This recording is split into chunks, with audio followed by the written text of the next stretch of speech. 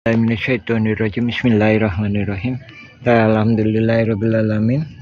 Banyak analisa itu mengenai kasus Dagolos tidak mempelajari keputusan Pengadilan Bandung secara lengkapnya. Kebanyakan langsung dari sini Pengadilan Tinggi atau kasasi atau selanjutnya.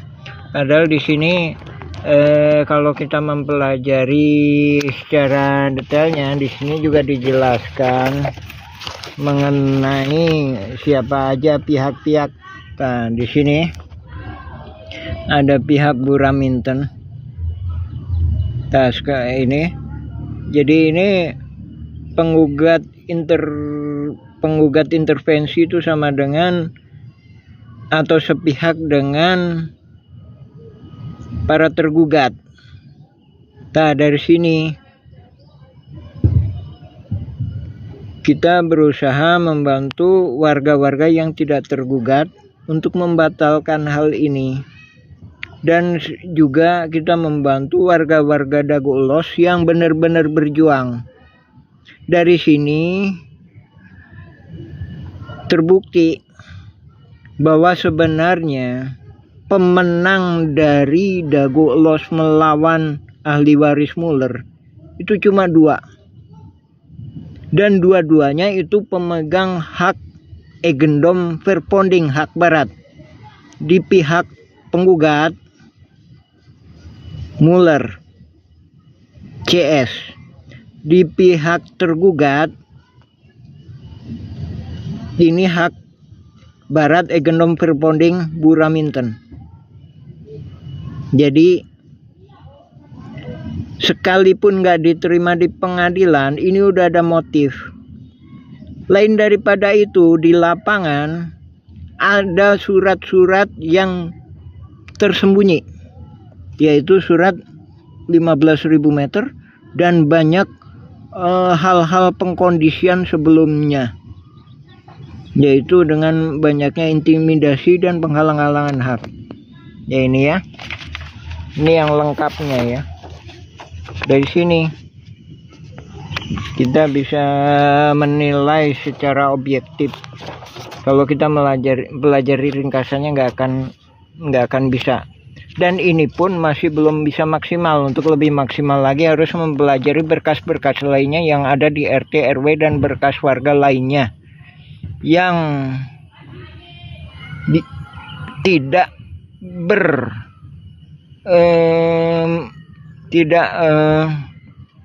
bersama-sama ikut serta dengan jaringan mafia tanah. Jadi ini bukan gugatan, tapi kolusi mafia tanah saling gugat. Untuk itu mohon dibatalkan. Batal demi hukum. Alhamdulillah. Assalamualaikum warahmatullahi wabarakatuh.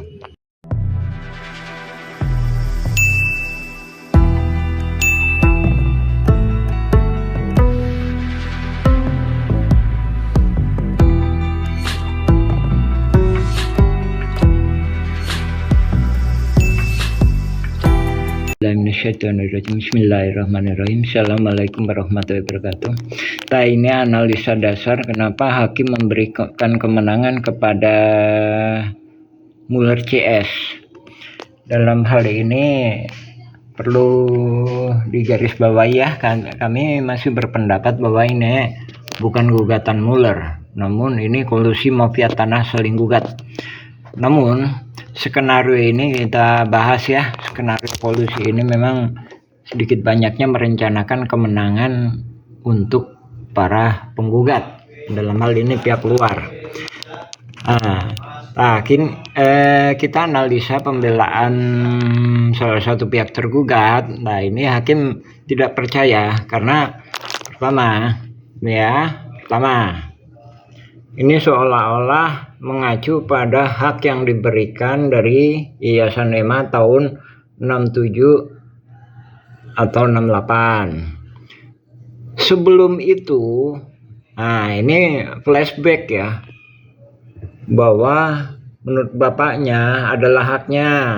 Ini tahun dilahirkan sekitar sekian ya, estimasi tahun kelahirannya ya. Nah, terus ketiga, sebelum itu ini Buraminten.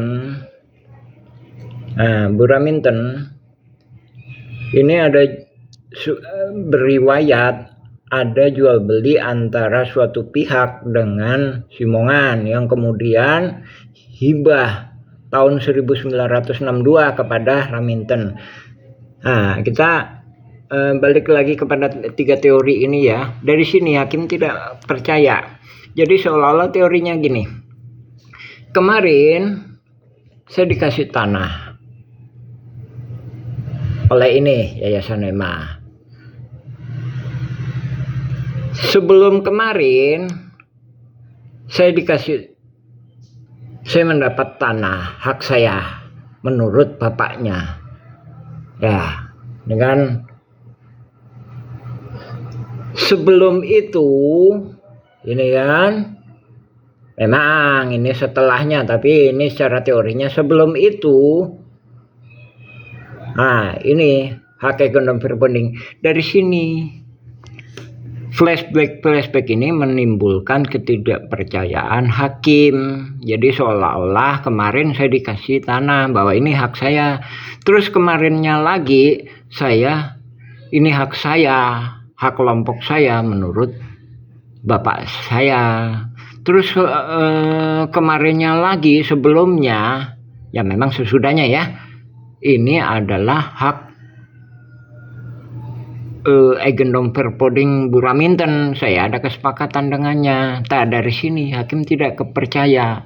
Jadi seolah-olah flashbacknya seolah-olah hari kemarin tanah dari Yayasan EMA, sebelumnya tanah dari bapaknya adalah haknya kelompoknya, sebelumnya lagi dari Raminten.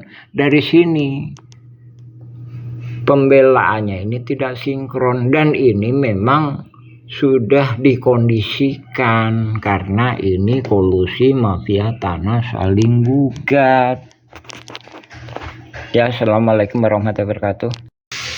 Dari sini hakim tidak percaya. Ini tanah sebenarnya dari mana gitu. Katanya dari ini, kemudian katanya dari ini, dari bapak, katanya dari ini, kemudian sebelumnya katanya dari ini. Nah, dari sini menimbulkan hakim tidak percaya yang benar tanahnya dari mana. Kalau udah dari sini ya udah dari sini. Kenapa katanya dari bapak? Nah, kalau udah dari bapak ya udah, kenapa pakai dari Yayasan EMA? Kalau udah dari Yayasan EMA, kenapa pakai kesepakatan dengan Buraminten? Dari sini menimbulkan rasa tidak percaya sama hakim. Ini udah diskenariokan dengan kata lain tujuannya yang memang berpeluang pihak luar menang supaya dapat lahan yang lebih luas, yaitu 6 hektar lebih. Kalau pihak dalam menang atau pihak warga menang, cuma jaringan ini cuma dapat sekitar 1 hektar. Bismillahirrahmanirrahim. Assalamualaikum warahmatullahi wabarakatuh. Mari kita coba memahami apa yang terjadi dalam sengketa Tanah Dago ya. Nah, ini peta ini diberikan dari Forum Dago Melawan tanggal 30 April, dikonfirmasi oleh pihak Forum Dago Melawan bahwa peta seperti ini itu dari BPN Bandung. Dari sini kita sedikit mengulas mengenai peta ini, apakah memang ini peta bikinan BPN. Dalam hal ini perlu digarisbawahi ya, apakah ini peta Simongan ketika zaman Belanda ataukah peta BPN versi yang sekarang. Nah, ini perlu kita telaah ya. Di sini ada makam. Nah, ini ada kejanggalan. Bagaimana mungkin pihak Belanda, notabene penjajah ya, membuat peta yang seolah-olah menghindari makam dan menghindari masyarakat adat.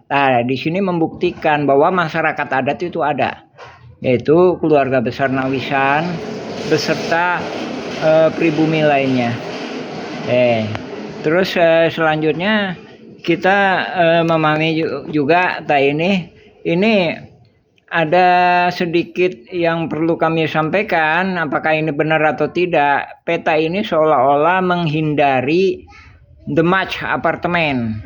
Nah, mengenai ini kontur tanahnya kan lurus ya, tapi ini seolah-olah menghindari ini ya. Dari sini kita menyatakan atau memberi saran bahwa Eigendom 3742 ini ya, 3742 yang terbesar ya, itu tidak sah. Nah, ini 6467 ya. Ini juga ada makamnya ini, makam keluarga dan makam warga. Lain daripada itu, ini ada sedikit yang perlu kami sampaikan. Ini seolah-olah ini kontur tanahnya kan gini, kontur tanahnya kan sedikit cembung.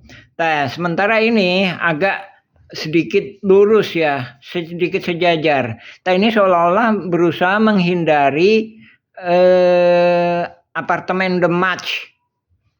Nah, ini kita perlu kita jadi pertanyaan ini. Ini Simongan seolah-olah sepertinya tahu bahwa ini kemudian hari itu wilayah ini akan dikuasai oleh pejabat atau mantan menteri ya.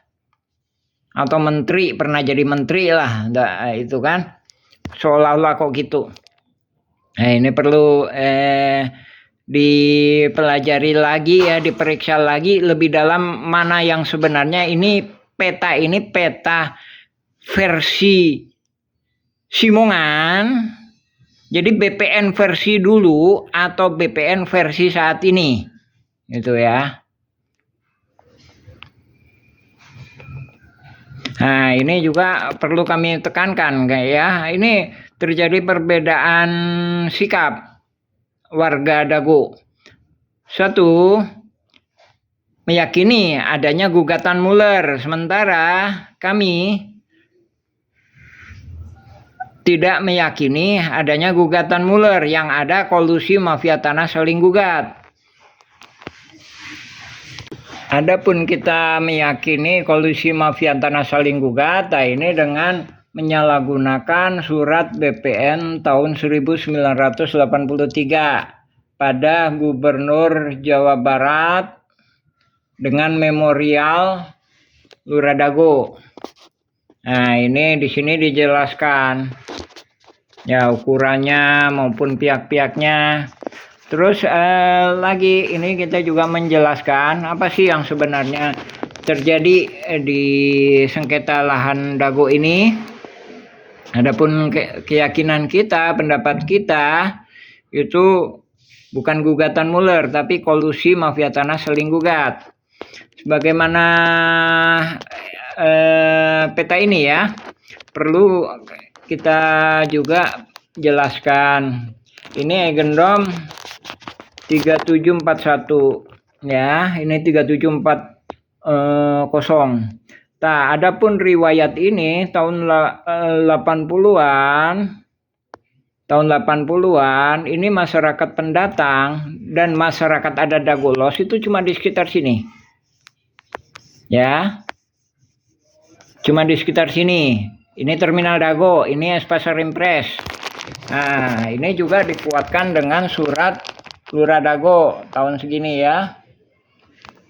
Nah, ditandatangani oleh Bapak M. Taufik, juga diketahui oleh Lurah Askari. Pada 80-an sekitar 4.000 atau 5.000-an. Sementara ini tahun 97 ini cuma sekitar 10.000 meter persegi. Nah, adapun 10.000 meter persegi kita nggak tahu persis di mana. Sedangkan kalau 5.400 sekitar sinian, 5.400 ya. Adapun di sini Terminal Dago. Di sini Es Pasar Impres. Jangan disamakan ya, Es Pasar Impres itu beda dengan Terminal Dago. Nah, selain daripada itu ada gejala-gejala yang dikondisikan oleh suatu jaringan dengan menguasai lahan ini. Caranya itu merubah Kampung Cirapuan RT 07 menjadi Dago Los. Ini. Nah, sini ya. Jadi, ini sekitar 5.000 sampai 10.000 kan. Jadi ini totalnya lebih kurang sekitar 2 hektaran. Sedangkan ini 4,4 hektar. Nah, ini. Jadi ini Kampung Cirapuan. Ini yang di objek yang digugat ya. Nah, dari sini ada kejanggalan ya. Jadi subjeknya dari sini, kemudian di sini subjeknya itu udah dimanipulasi objeknya. Jadi Kampung Cirapuan dirubah jadi Dago Los. Nah, sementara ini, kita mau mengacu pada peta, legal standing peta atau legal standing dasar hukum yang lainnya, misalkan AJB atau itu. Ini kalau disesuaikan dengan peta, ini adalah objek M Wikarta, X M Wikarta yang udah di AJB kan dan disertifikatkan. Nah, ini makam ini 6467. Nah, dari sini kita menyarankan pemerintah untuk membentuk tim independen bahwa ini kolusi mafia tanah saling gugat ini sangat merugikan warga masyarakat adat Dago Los, juga masyarakat adat Kampung Cirapuan. Nah, ini udah disertifikatkan ini. Menurut keterangan legal standing ya, AJB dan sertifikat itu ada di sini nih. Sedangkan kalau legal standing versi peta ini gini. Sedangkan kita sendiri juga akan menyampaikan bahwa sebenarnya saran kita ke pihak pemerintah terhadap mengingat kita sudah memeriksa beberapa berkas-berkas, Gendrom 3742 ini nggak sah dan 6467 ini. Karena sejak zaman Belanda pun, bahkan sebelum si ngomongan datang pun, ini masyarakat adat Kampung Cirapuan itu lebih dulu. Ya, alhamdulillah. Assalamualaikum warahmatullahi wabarakatuh.